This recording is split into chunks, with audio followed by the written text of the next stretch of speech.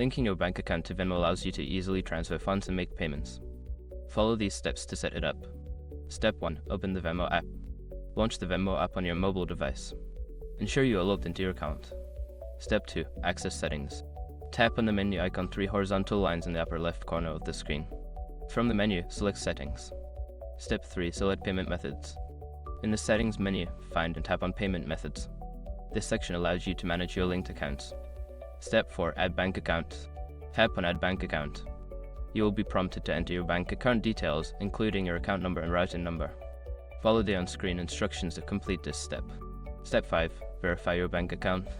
Venmo may require you to verify your bank account. This can be done through instant verification or by confirming small deposits made by Venmo into your account. Follow the instructions provided to finalize the linking process. Once your bank account is linked, you can easily send and receive money using Venmo.